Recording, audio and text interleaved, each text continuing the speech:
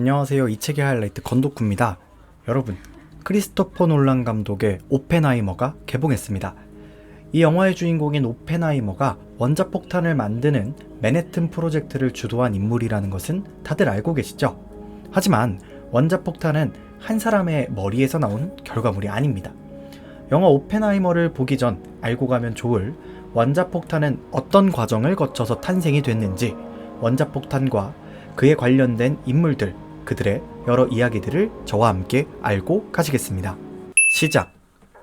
원자폭탄이 어디서부터 시작되었는지 정확하게 말하기는 힘들지만 영국 케임브리지 대학의 제임스 체드윅의 실험이 결정적인 역할을 한 것은 분명합니다. 그는 낯선 입자가 파라핀의 양성자를 방출시킨 실험을 반복했고 이 입자가 중성을 띈다는 것을 알게 되었습니다. 아인슈타인과 원자폭탄. 아인슈타인은 종종 원자폭탄의 아버지라고 불립니다. 그러나 그는 원자폭탄과 직접적으로는 연관성이 없습니다. 그는 논문에서 우리가 잘 알고 있는 E는 mc 스퀘어라는 공식으로 아주 작은 질량이라도 막대한 에너지가 나온다 라는 것을 보여주었습니다. 원자폭탄의 폭발력은 여기서 나오는 것이죠. 이탈리아 과학자의 새로운 발견. 여러분, 혹시 엔리코 페르미라는 과학자를 들어보셨습니까? 1932년 중선자가 발견되자 페르미는 이것이 이상적인 투사체임을 눈치챘습니다. 그는 곧 중성자 빔을 만들어낼 장치를 고안해냈습니다. 그는 좀 더 무거운 원소로 관심을 돌렸으며 여러 방사선 원소를 실험하였습니다. 페르미와 그의 연구진은 주기율표에 있는 모든 원소들을 실험을 하였고 당시 알려진 원소 가운데 가장 무거운 우라늄에 이르렀습니다. 만약 우라늄의 원자 핵에 중성자를 충돌시켜서 그 중성자가 우라늄의 원자 핵에 흡수되면 어떻게 될지 몹시 궁금했죠. 페르미의 연구진은 우라늄 238보다 약간 더 무거운 원소를 분리해냈습니다. 그는 세상에서 가장 무겁다고 알려진 원소보다 조금 더 무거운 원소를 창조한 것이죠. 그는 이것으로 실험을 마무리했고 역사상 가장 위대한 발견을 할 기회를 놓치고 말았습니다. 그는 1938년 코펜하겐에서 열린 물리학회에서 보어와 따로 만났으며 보어는 그가 노벨 물리학상 수상을 할 것을 귀뜸해 주었습니다. 그는 이 실험으로 노벨 물리학상을 수상하였고 스웨덴에서 열린 시상식에 참석하고 그 직후 아내와 아이들을 모두 데리고 미국으로 떠나게 됩니다. 한, 마이트너 그리고 슈트라스만. 스톡홀름에서 한과 슈트라스만은 함께 시작한 실험을 계속해서 진행하고 있었습니다. 페르니는 우라늄이 중성자의 폭격을 맞으면 조금 더 무거운 초우라늄 원자가 될 것이라고 추측하였으나 증명하지 못하고 있었습니다.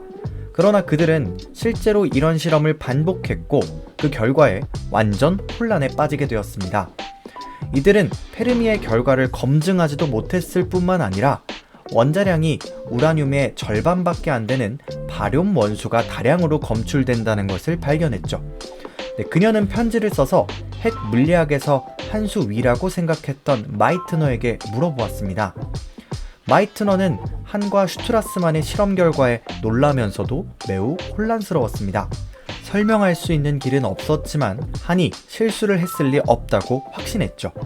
마이트너는 러더퍼드와 보어의 원자 형태를 비교 분석하며 이 현상을 해석하려고 했습니다. 이런 현상, 즉 원자핵이 쪼개지는 현상이 일어나기 위해서는 2억 전자볼트라는 큰 힘이 든다는 것을 계산으로 알게 되었고 정말 놀랍게도 이 힘의 크기는 아인슈타인의 E는 mc 스퀘어 공식과 같은 결과값이었습니다. 그들은 서둘러 논문을 발표했고 핵 분열이라는 용어를 논문에 사용했으며 이 논문은 5주 뒤 과학학술지인 네이처에 실리게 되었습니다. 연쇄 반응. 보어는 미국으로 건너가는 동안 새로운 발견에 대한 흥분을 감추지 못했고 우라늄의 핵 분열 과정의 세부적인 현상을 규명하기 위하여 노력하였습니다. 그 과정에서 어마어마한 에너지가 나온다는 것은 이제 의심의 여지가 없었습니다. 그렇다면 그 에너지를 이용하여 폭탄을 만들 수 있지 않을까? 그 가능성이 계속 걱정스러웠습니다.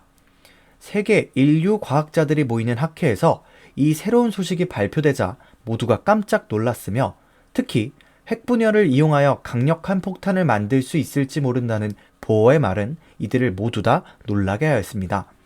그중 가장 흥미로웠던 말은 보어가 별 생각 없이 던진 한마디였죠. 만약 우라늄 원자핵이 가벼운 핵 2개로 쪼개졌다면 아마 중성자 몇 개는 남아있을걸? 확신할 수 없었지만 이 중성자들이 각각 2차 핵분열을 일으킬 수도 있다는 것이었죠.